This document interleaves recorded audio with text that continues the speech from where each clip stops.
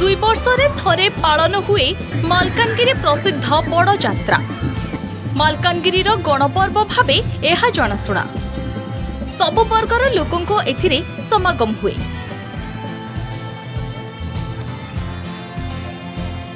पारंपरिक रीतिनीति अनुजाई आंध्र प्रदेश पोलेरूर ताड़का रेउ स्नानकुंड ठारे स्नान यात्रा सारिकरी मालकानगिरी अभिमुखे यात्रा करती तीन ठाकुर कनामराजु, बालाराजु, पोतुराजु और मां मुत्यायलु अम्मा।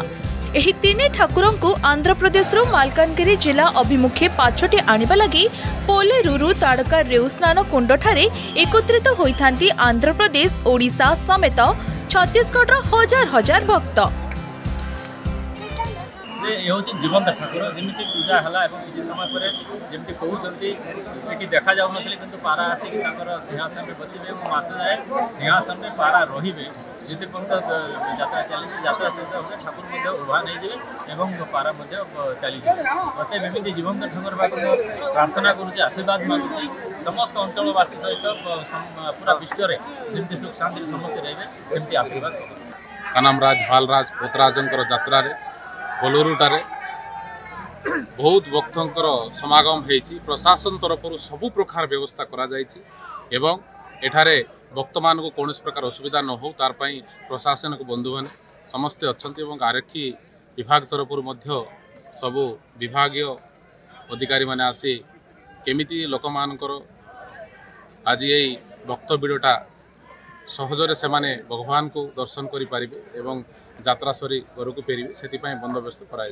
ग्राम रही माँ मुत्यालम ये मुत्यालम ये तीन देवता एवं गोटे देवी 2 वर्ष पर यात्रा हुए एत परंपरा चलिक आसूची कहीं यहाँ हूँ इलाकार संप्रदाय बहुत एरिया संप्रदाय यहाँ गोटे महाबड़ पर्व। बड़ जात्रा माघ पूर्णिमा ठारू आरंभ हुए दोल पूर्णिमा रे शेष होइथाय। किंबदंती अनुसारे महाप्रभु रामचंद्र ताड़कासुर को बद्ध करी एही कुंड रे बुड़ पकाइथिले और तापरे एही कुंड ताड़का कुंड नाम रे नामित।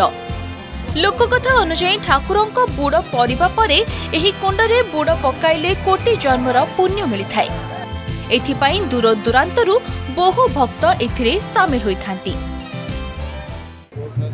हजार हजार श्रद्धालु सब दर्शन कर सहित प्रशासन मैनेजमेंट आंध्र प्रदेश और ओडिशा 2टा स्टेट मिलित फॉरेस्ट डिपार्टमेंट एडमिनिस्ट्रेशन सहित पुलिस तथा समस्त जनसाधारण समस्त सामिल होती और स्मूथली प्रोग्राम चली। श्री कनामराज बालराज पोतराज बड़ यात्रा मानेमकोंडा टारू आंध्रा पोलेरूर आज सका गमन कर घंटे समय स्नान करी मानेमकोंडा को संध्या 9 घंटे के समय से पहुँचे। यही वर्ष प्रति वर्ष ठार ए वर्ष बहुत लोक समागम ये जगह भगवान को दर्शन कर प्रकार प्रति 2 वर्ष यात्रा हुए।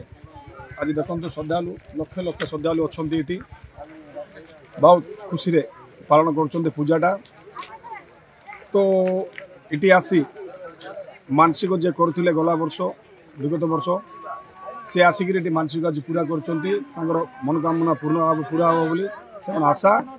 चलित वर्ष फेब्रुआरी 11 रु आरंभ होइतिबा एही यात्रा मार्च 12 तारिख जाए चलिबो। काली मेलारो जीवन कृष्ण दासंक रिपोर्ट, अर्गस न्यूज।